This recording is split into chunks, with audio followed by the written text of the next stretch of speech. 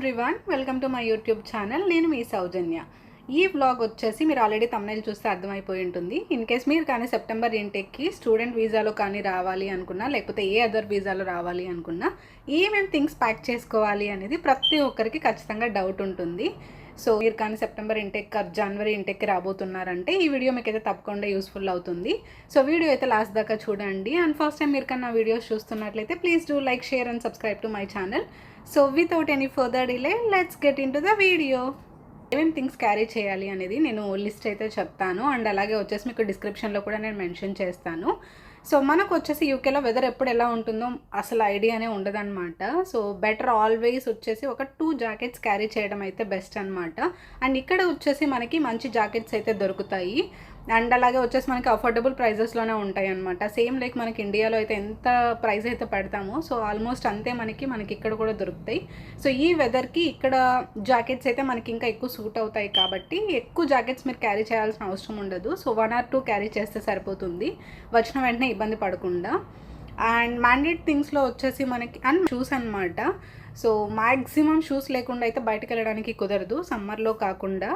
Shoes అయితే carry చేయడం చాలా ఇంపార్టెంట్. అండ్ షూస్ కూడా అయితే మనకి ఇక్కడ దొరుకుతాయి అన్నమాట రీజనబుల్ ప్రైజెస్కి. సో మరీ ఎక్కువ థింగ్స్ అయితే మీరు ప్యాక్ చేసుకోకండి.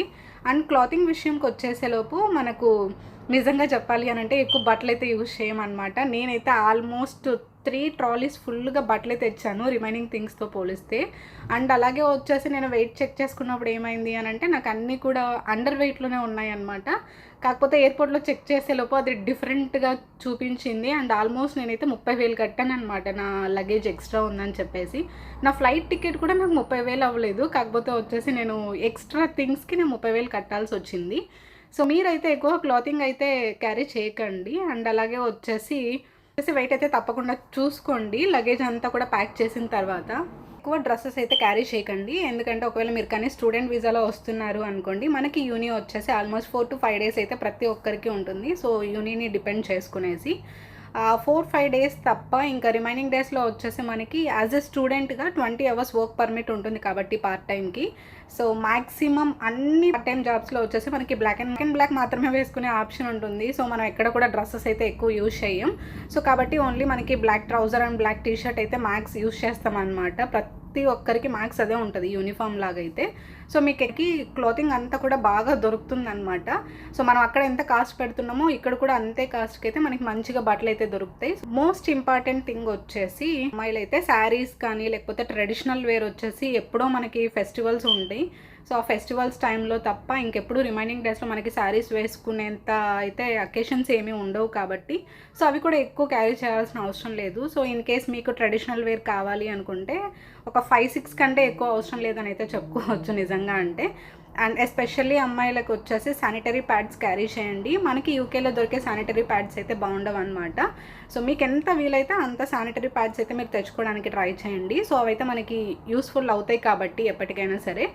అండ్ మోస్ట్ ఇంపార్టెంట్ థింగ్ అది అమ్మాయిలకైతే. అండ్ హెల్త్ ఇష్యూస్ ఉన్నా లేకపోతే వచ్చేసి మెడిసిన్స్ ఏవైనా సరే ఇండియా నుంచి క్యారీ చేయడం చాలా బెస్ట్. ఎందుకనంటే ఇక్కడ మనకి ఇన్ కేస్ ఏదైనా హెల్త్ ఇష్యూస్ వచ్చినా సరే మనం ఇక్కడ హాస్పిటల్స్కి వెళ్తే వాళ్ళు ఓన్లీ ప్రిస్క్రైబ్ చేసేది పారాసెటమాల్ తప్ప ఇంకేమీ ప్రిస్క్రైబ్ చేయరనమాట. సో వాళ్ళు జస్ట్ చెప్తారు పారాసెటమాల్ వేసుకుంటే ఏ రోగం వచ్చినా సరే సెట్ అవుద్ది అని చెప్పేసి. సో ఇన్ కేస్ వచ్చేసి ఏమైనా హెల్త్ ఇష్యూస్ ఉన్నాయి అని అంటే మీకు రిక్వైర్మెంట్ని బట్టి మీరు మెడిసిన్స్ అయితే క్యారీ చేయండి. అండ్ మెయిన్గా వచ్చేసి మనకి పారాసెటమాల్ అయితే ఖచ్చితంగా యూజ్ అవుతుంది. అండ్ అపాయింట్మెంట్ దొరకడానికి కూడా చాలా అంటే చాలా టైం అయితే పడుతుంది. 650 అండ్ జండుబామ్ యూజ్ చేసే అలవాటు ఉంటే సో జండుబామ్ కూడా అయితే మనకి యూజ్ అవుతుంది. ఎందుకనంటే మనకి ఎప్పుడైనా కోల్డ్ చేసింది అనుకోండి ఆవిరి పట్టుకోవడానికి అయితే యూజ్ అవుతుంది కాబట్టి. అండ్ అలాగే వచ్చేసి ఓలినీ స్ప్రే ఉంటుంది కదా, సో అది 1 or 2 క్యారీ చేయడం కూడా ఆల్వేస్ బెస్ట్ ఆప్షన్ అని అయితే చెప్పుకోవచ్చు. బ్యాండేజెస్ ఉంటాయి కదా ఏదైనా దెబ్బ తగిలినప్పుడు మనకి యూజ్ చేయడానికి, అవి కూడా క్యారీ చేయండి. సో ఇవి వచ్చేసి మనకి మెడిసిన్స్ రిలేటెడ్గా ఇలాంటివి క్యారీ చేయడం. అండ్ మీకు ఇన్ కేస్ పర్టికులర్గా డిఫరెంట్ ఏమైనా హెల్త్ ఇష్యూస్ ఉంటే దానికి తగ్గట్టు ఆ మెడిసిన్స్ కూడా క్యారీ చేయండి. ఇంకా డాక్యుమెంటేషన్ గురించి మాట్లాడుకుందాం. ఇవి మనకి చాలా ఇంపార్టెంట్.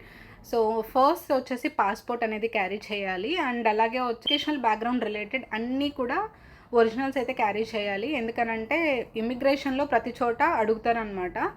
లైక్ మీ ఎడ్యుకేషనల్ సర్టిఫికేట్ ఒరిజినల్స్ అన్నీ అడుగుతారు. ఇన్ కేస్ మీకు కానీ వర్క్ ఎక్స్పీరియన్స్ ఉంటే సో దానికి సంబంధించిన ఆఫర్ లెటర్, అలాగే వచ్చేసి రిలీవింగ్ లెటర్ ఇవన్నీ కూడా క్యారీ చేయండి. సో మనకు వచ్చేసి యూకేలో దిగిన తర్వాత ఇమిగ్రేషన్లో క్వశ్చన్స్ రైజ్ అవుతాయి. అండ్ అలాగే వచ్చేసి ఇండియాలో మనం స్టార్ట్ అయ్యే ముందు కూడా మనకైతే అడుగుతారనమాట డాక్యుమెంట్స్ అన్నీ కూడా చూపించమని చెప్పేసి. సో ఇవన్నీ కూడా మనకి హ్యాండీగా ఉన్నాయి అనుకోండి, యూస్ఫుల్ అవుతుంది. సో మీరైతే బ్యాక్ ప్యాక్లో క్యారీ చేయండి, కాకపోతే చాలా జాగ్రత్తగా క్యారీ చేయండి బికాజ్ అన్నీ కూడా ఒరిజినల్స్ కాబట్టి.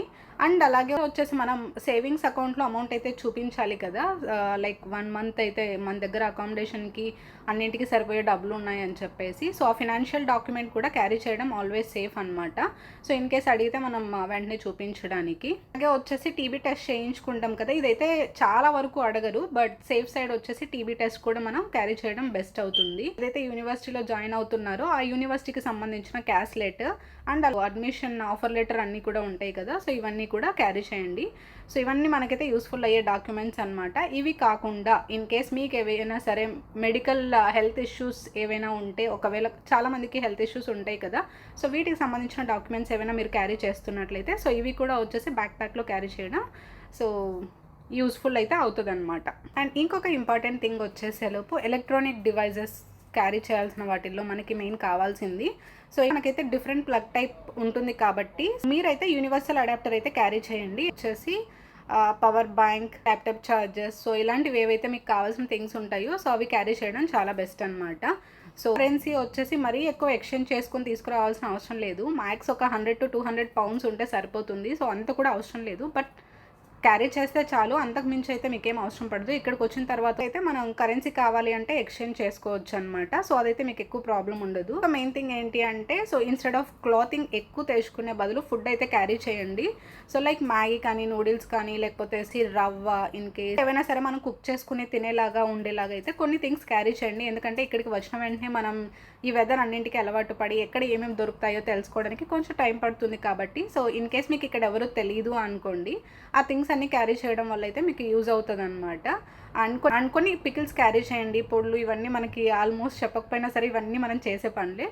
సో బట్టల కంటే ఎక్కువ వచ్చేసి ఫుడ్ తెచ్చుకోవడం అయితే చాలా బెస్ట్ అని అయితే నేను చెప్తాను, ఎందుకంటే బట్టలు ఎక్కువ యూజ్ చేయం ఎలాగో. ఒకవేళ నేను కానీ ఏదైనా ఇన్ఫర్మేషన్ మిస్ చేసి ఉంటే నేను డిస్క్రిప్షన్లో అయితే నేను మెన్షన్ చేస్తాను అనమాట, కమెంట్స్లో వచ్చేసి.